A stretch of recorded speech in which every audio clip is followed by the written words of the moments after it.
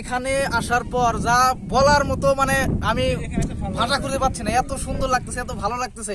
আপনারা এখানে না আসলে আপনারা বুঝতেই পারবেন না এখানে কতটা ভালো লাগবে।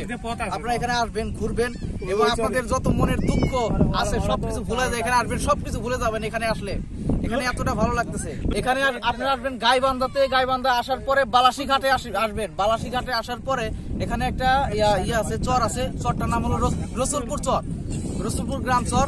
এই নৌকাতে আসতে হয়, আমরা নৌকা ভ্রমণ করে আসলাম।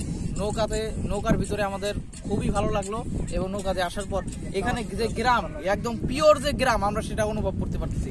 কারণ এখানে টিনের কোনো চালা নাই, আছে শুধু ছনের ঘর।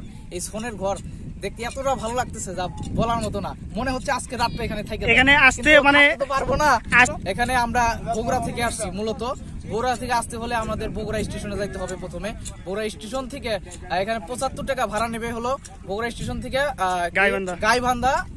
তারপরে গাইবান্ধা রেলওয়ে স্টেশনে আসার পর তারপরে আপনারা ওইখান থেকে 8 কিলোমিটার আসবেন সিএনজিতে করে বা অটোতে করে। ওইখানে ভাড়া নেবে হয়তো পার পিস 20 টাকা 15 টাকা এইভাবে নেবে। আপনারা তারপরে বালাসীঘাট ইয়েতে আসবেন, বালাসীঘাটে আসবেন। আসার পরে এই চরের ভিতরে আসবেন, খুব ভালো লাগবে।